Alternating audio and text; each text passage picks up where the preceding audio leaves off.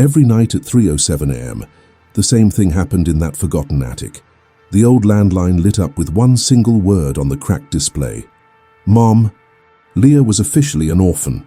No birth certificate naming a mother, no family to call her own, just a file in the system and a plastic bag with everything que tinga na vida. Yet now, in the attic of a rich family's mansion in the United States, a telephone that wasn't even connected to Wi-Fi was calling from someone the law said didn't exist. And the voice on the other side didn't just sound like a mother. It knew things only a mother should know. Dad knew the song that calmed Leah's panic when she was 5. It knew the nickname a nurse had whispered one single time. It knew what Leah was going to be asked to do in the morning. Don't sign the paper, the voice begged, and the line went dead. As the story unfolds, watch how one girl, always underestimated, turns a temporary bed in the attic into a weapon against the powerful family downstairs. Old money, hidden wills, a dead matriarch whose voice refuses to stay quiet, and a teenager who realizes she's not just a guest in that house. She's the problem they tried to bury. Before we dive into this, tell me in the comments, where are you watching from right now? Your city, your country, and be honest, would you answer a phone that shows mom at 3:07 a.m. if you had no mother on record? And if you like deep emotional stories full of secrets, inheritance, and revenge, don't forget to like this video, subscribe, and turn on the notifications so you don't miss the next orphan story. Now, let's go up to the attic with Leah. No one in the Hargrove mansion slept in the attic. That was the first thing Leah noticed. The house had too many empty rooms, guest rooms perfectly made, sheets still smelling like fabric softener, bathrooms no one used, a playroom without children. And yet, when the black car from child services stopped in front of the stone steps, the welcoming family had already decided where the orphan girl would stay. Up the narrow, creaking staircase, behind a door that stuck in the frame, under the sloped roof. The attic. Richard Hargrove, the charming lawyer who shook hands with judges and smiled in charity photos, climbed behind her, his polished shoes out of place on the dusty boards. "It's just temporary, Leah," he said, voice warm, rehearsed. "We're grateful to help. The attic is quiet. You'll have privacy." Privacy. That was one word for it. Isolation was another. There was a narrow bed, a crooked wardrobe, boxes stacked high, and in the corner on a small table, an old beige telephone with a circular dial replaced years ago by a small digital display. The cable disappeared into the wall.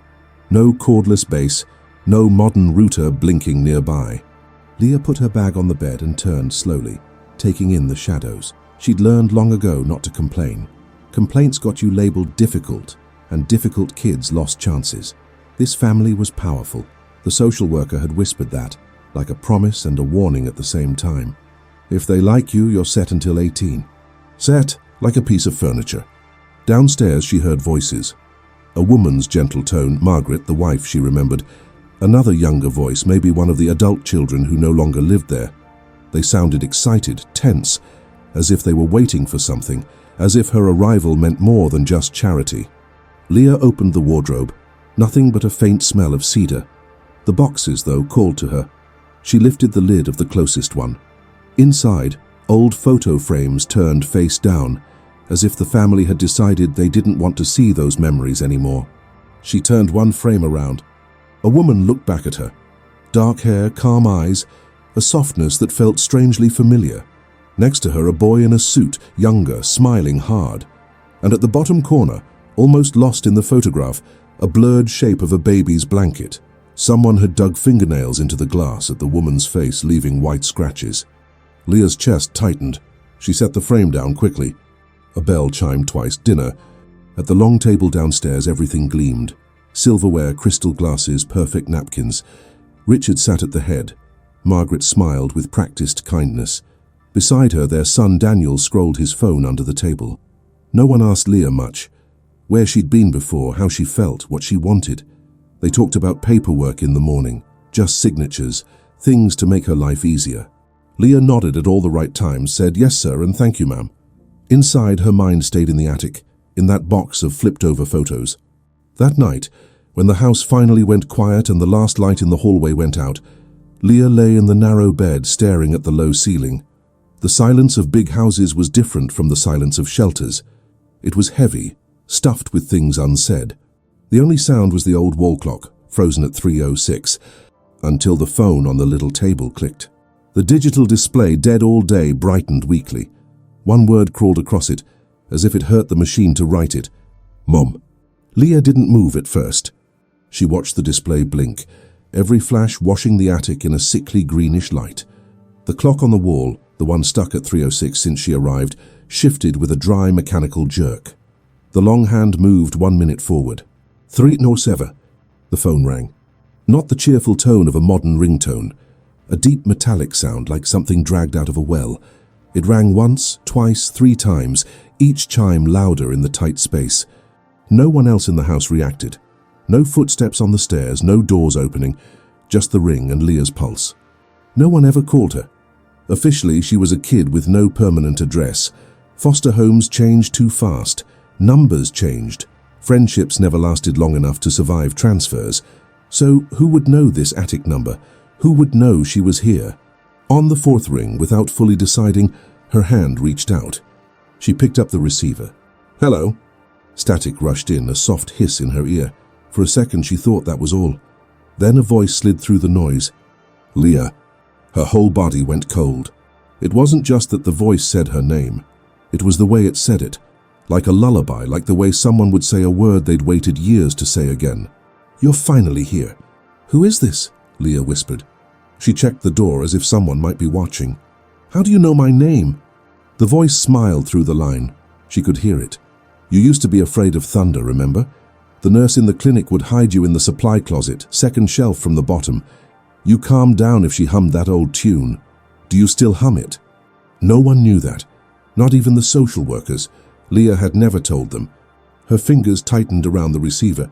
Who are you? Silence, then softly. I'm the one who held you before anyone wrote your name in a file. I'm the reason you cry whenever you smell chamomile tea. I am, or I was, your mother. The word hung in the air like smoke. Leah's brain refused it. Mothers were for other kids. Mothers were stories in picture books read to children who went home after school. Leah's world was forms, case numbers, handovers. If you were my... The word stuck. Where are you? At home. The voice sounded almost amused. In that house, my house, our house, but they don't like truth walking around, so you and I were removed. The attic suddenly felt smaller. There are no other people here, Leah said quickly. Just Mr. and Mrs. Hargrove and their son. I would have seen you. So you don't see me, the voice replied. Because they need you to think you never had me. That's why they moved you to the attic. Out of sight. Away from the wall where my picture used to hang. Leah thought of the box of frames all face down. The scratched glass. That calm woman's eyes. They're going to ask you to sign something in the morning, the woman said. The static thickened like water around the words. They'll say it's nothing, just to make things easier. If you sign, you lose everything that is yours, and they keep everything that was mine. What do you mean? But the clock on the wall ticked. One single loud tick as if someone had hit it. The minute hand jumped. The line crackled violently. Don't sign the paper, Leah. The voice pressed, words now rushed. Whatever happens tomorrow morning, don't sign. The phone went dead. The display blinked twice, then went blank. The word Mom vanished. Leah sat in the half-dark, the receiver still against her ear, listening to silence. Downstairs, the house continued to breathe softly. Somewhere below, someone coughed in their sleep. She hung up slowly. For the first time in years, she didn't feel like an orphan. She felt like a target. Morning in the Hargrove mansion smelled like fresh coffee and money. Sunlight pushed through tall windows, revealing polished wood, framed degrees, and portraits of serious people with the same sharp jawline as Richard. Leah followed the smell of toast to the dining room, trying to keep her face neutral. On the table next to her plate lay an envelope. Good morning, Leah. Margaret's voice fluttered toward her. She moved around the room, placing jam, straightening napkins that were already perfect. Did you sleep well up there? The attic can be a little spooky at first. Spooky, right. Leah glanced at the envelope. Her name was written on it in neat official letters. What's that? She asked, sitting down. Richard, in a crisp suit, smiled from the head of the table. Nothing scary, he said, as if he'd heard her thoughts. Just paperwork. Forms to make us your legal guardians until you turn 18. It means we can make decisions for you, protect you, help with school insurance, that sort of thing. He spoke like he was explaining a simple recipe. Leah's fingers tingled. She imagined the voice on the phone, the urgency in that last sentence. "Don't sign the paper." "What kind of decisions?" she asked. Richard looked a little surprised. Most kids he was used to, just nodding. "Routine things," he said smoothly. "Medical, educational, financial. You know, sometimes there are small funds in the system allocated to kids like you. With guardianship, we can manage them. Make sure no one abuses anything." Daniel finally looked up from his phone. His eyes flickered to the envelope, then to his father, then away again. Leah picked up the envelope but didn't open it yet. "Can I look at it later?" she asked. "I like to read things slowly." Margaret clapped her hands softly. "Such a responsible girl," she said. "Of course, but the social worker is coming back this afternoon to collect the signed forms. It would be good to have everything ready." The clock on the wall showed 8 to 12 a.m. Leah nodded. "I'll read it upstairs after breakfast." Richard's smile sharpened. For a second, it almost looked like relief. "Excellent, you're very mature, Leah. That will make things easier for everyone." Easier. Another word that meant something different in their mouths. Up in the attic, Leah sat on the bed with the envelope in her lap. The phone on the table was silent, dark, as if the call at 3:07 had never existed. The clock's hands were frozen again at 3:06. In the daylight, it almost felt like she dreamed the whole thing. Almost. She tore the top of the envelope carefully and slid the documents out. Pages, names, legal terms. At the bottom of each, a line for her signature, and under Richard's name, a block of text in smaller print. She leaned closer. Something about consolidation of assets, something about assignment of any and all rights to present or future estates connected to the Hargrove family. That part didn't sound like simple guardianship. It sounded like surrender. There was another phrase buried in the paragraphs, waiver of contestation. She didn't know all the terms, but she knew enough to feel sick. From the corner, the box of frames seemed to watch her. She put the pages down and crossed the attic. One by one, she flipped the photos over. In each picture, the same woman appeared. Sometimes at the edge, sometimes in the center. Dark hair, those calm eyes. Always near the older Hargrove matriarch, Eleanor, according to a small plaque on one frame, and always at a distance from Richard. In the last frame, that woman held a baby wrapped in a hospital blanket. No name. Just a date on the back written in faded ink. 16 years ago, almost to the day. The same year Leah was born. Her hands shook as she looked closer. A small bracelet circled the baby's wrist. A cheap plastic hospital band. The name was smudged, but one letter stood clear. Ann L. That night, Leah didn't wait for the phone to ring. She lay fully dressed on the bed. The guardianship forms spread out beside her, each signature line blank. The house below settled into its nightly rhythm. A drawer closing, water running in distant pipes, muted voices in the master bedroom, the slow fading of footsteps. The clock, useless in the day, seemed to wake up with the dark. At 3:06, its long hand trembled. Come on," Leah whispered to the silent phone. If any of this is real, I need more than warnings." The minute hand jumped. 3:07. The display lit, the same word appeared. "Mom." The ring cut through the air. This time Leah grabbed the receiver before the first chime finished. "Who are you?" she demanded. "I saw the photos. I saw the baby. Is that me? Are you really my mother? Or just something they left behind?" A soft laugh crossed the line, tinged with something old and tired. "You always ask too many questions. Even when you couldn't walk yet, you wanted to see every face in the room." "Stop talking like you know me," Leah snapped, but her voice shook. "If you know so much, tell me, why did you leave me?" The silence that followed wasn't empty. It was heavy. "I didn't leave you," the voice said quietly. "I was removed. For the good of the family, that's what they called it. I was separated from my own name, and you were placed into a system where no one would connect you back to this house." Images flickered in Leah's mind. The closed-off wing downstairs, the portrait in the hallway with a black ribbon on its frame. Eleanor Hargroves, the nurse had whispered on the first day. Dead now. "Are you Eleanor?" Leah asked. "No." The voice smiled sadly. "Eleanor Hargrove was my mother. She wanted to make things right. She wrote a will that said everything would pass to you, her granddaughter, not to Richard. She felt guilty for watching him push me out." Leah's breath caught. Her will? How would that make me heir to anything? I don't even have a last name." "You do," the voice said. "They just made sure you didn't know it. They hid your birth certificate, they filed new papers, they changed records. They were always good at documents, but my mother made copies. She hid them in this house, and then she—" The voice faltered. "She didn't live long enough to show them to you." This time Leah didn't ask how Eleanor died. The answer felt too close to the word she wasn't allowed to say. "Richard needs you to sign those forms," the voice continued. "Once you sign, you're legally saying you will never challenge anything. Not his guardianship, not his right to the estate, not the way your records magically disappeared. He wins. Again." "Then why bring me here?" Leah demanded. "Why invite the problem into his own house?" "Because he underestimated you," the voice replied. "He thinks you're tired, grateful, that you'll do what every other kid in your position would do when someone finally offers a roof and food. He doesn't believe an orphan can read the fine print." The words burned.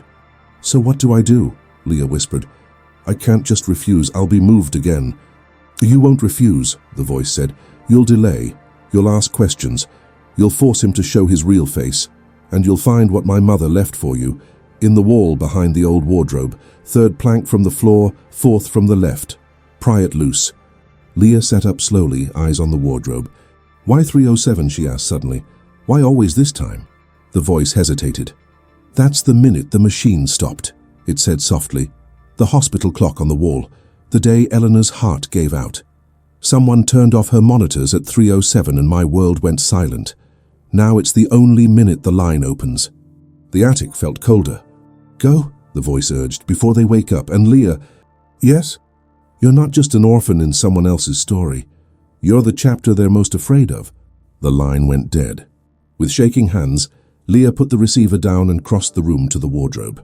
The wardrobe scraped across the floor, the sound swallowed by the layers of insulation between the attic and the rooms below.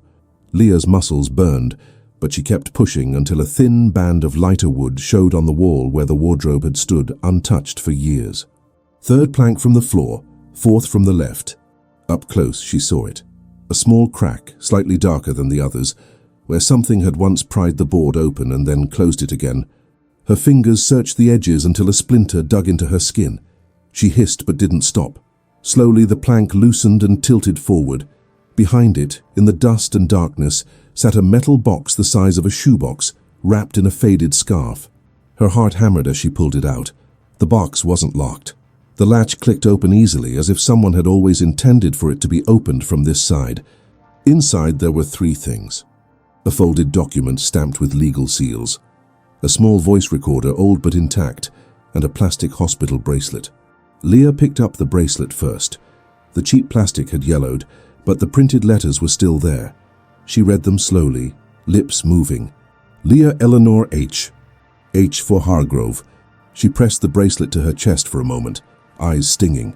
For the first time, her name felt complete, not just a random choice in a file, a connection. She set it down gently and unfolded the document. At the top, in larger print, it read, "Last Will and Testament of Eleanor Hargrove." Her eyes skimmed the paragraphs, catching phrases. "To my granddaughter Leah, sole heir in the event of my passing, my son Richard has demonstrated conduct that disqualifies him from—" It was all there. Proof that everything the voice had said wasn't just some strange paranormal trick. It was evidence. At the bottom, Eleanor's signature flowed in careful ink, witnessed by names Leah didn't recognize. There was a date, too, 1 week before Eleanor's death. Leah reached for the voice recorder. Her thumb hovered over the play button. If there was something ugly here, something final, she would have to hear it. She pressed play. Static, then a woman's voice, not the one from the phone, older, fragile but steady. "If someone is listening to this," the voice said, "it means I failed to fix what my son broke while I was alive." Leah froze. "I had a granddaughter," Eleanor continued. "Her name is Leah. My son hid her from me for years. When I found out, I tried to bring her home. He said it would ruin everything. The inheritance, the appearance of the perfect family. He convinced me to sign things I didn't read, papers that made it easy to cut both of them out. I will not leave this world with his version of the story as the only one on record." The recorder clicked softly as Eleanor took a breath. "I am leaving everything to her, to the child who lost the most. If this will is found, it must go straight to a lawyer who is not my son. Do not trust him. He will charm you and threaten you with the same smile. And if my granddaughter ever hears this, Leah, you are not a mistake. You are not an extra. You are the person this family tried to erase." The recording ended. Leah sat very still.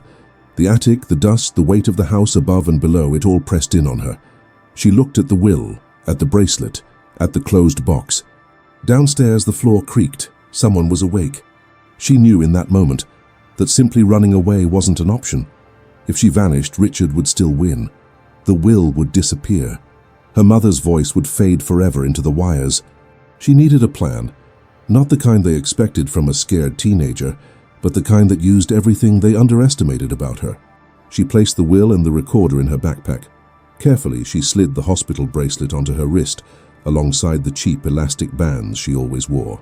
Then she put the plank back into place, moved the wardrobe to cover it, and sat on the bed waiting for morning. Breakfast felt different, not because the food had changed, but because Leah had. She walked into the dining room with her backpack on, documents still inside. Richard noticed immediately. His eyes flicked from the bag to her face, weighing something. "Big day," he said lightly. "Our social worker will be here in a few hours. Did you have time to look at the papers?" Leah met his gaze. "Yes," she said calmly. "I read everything." "Good girl." He reached for his coffee. "We'll just need your signature and then everything will be official. No more bouncing around homes. You'll be a Hargrove in practice, if not in name." "In practice." "I was thinking," Leah said, keeping her tone casual, "since these are legal documents, maybe it would be smart to have your family lawyer present, just to explain some of the terms. I don't want to sign something I don't understand." Margaret looked surprised but impressed. "That's very mature," she said. "Richard, can we call Thomas?" Richard's jaw tightened almost invisibly. For a second, the charming mask slipped, but only for a second. "Of course," he said. "Transparency is important." By noon, the lawyer had arrived. Thomas was older, with tired eyes and a briefcase that seemed too heavy for his thin frame. They gathered in the grand sitting room, beneath the solemn eyes of the ancestors in their frames. On the table, the guardianship forms. Next to them, Leah's backpack. The clock on the wall, the big one that chimed every hour, pointed at 3:06 p.m. "All right," Richard said, clapping his hands together. "Let's walk through this, shall we? Leah, I assure you there's nothing to fear here. We're doing what's best for you." Leah pulled the documents from the envelope, pretending to study them. Her heart pounded so hard she could feel it in her throat. "There's a clause here," she said, tapping the page, "about waiving my right to contest any existing or future wills connected to the Hargrove estate. That doesn't sound like just guardianship." Thomas shifted in his seat. Richard shot him a quick look. "It's standard," Richard said smoothly. "It just means we're not planning any surprises. You're not losing anything because there's nothing to lose." Leah reached into her backpack. "Are you sure about that?" She laid Eleanor's will on the table. The heavy paper landed with a sound that might as well have been a thunderclap. For the first time since she'd met him, Richard Hargrove lost his smile. Thomas leaned forward, squinting. His face went pale. "Oh my God," he muttered. "I witnessed this. Eleanor's last will.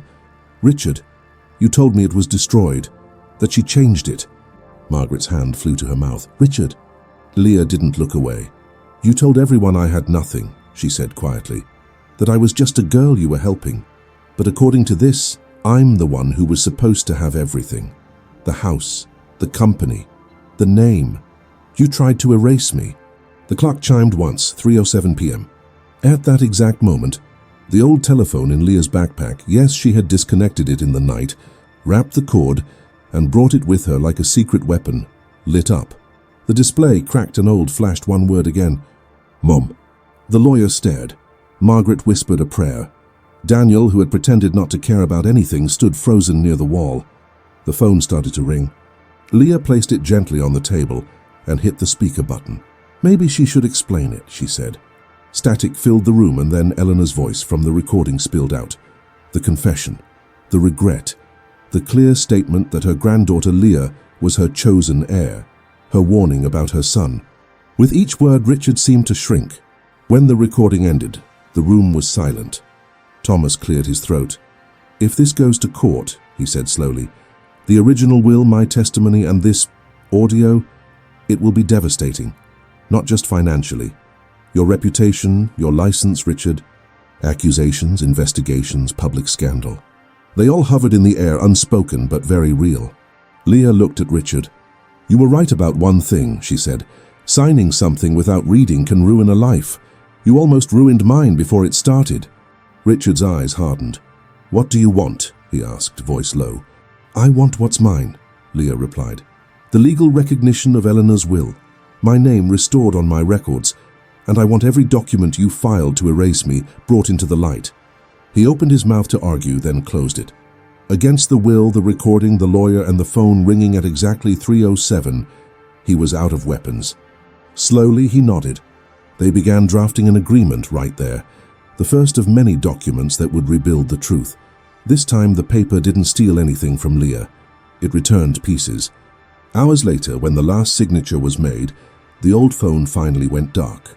For the first time since Leah arrived, the house felt like it was breathing honestly.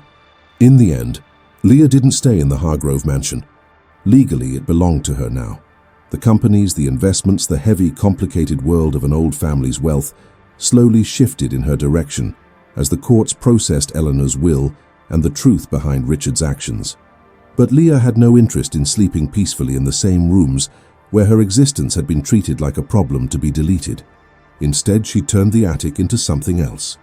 Not a shrine, not a museum, a record.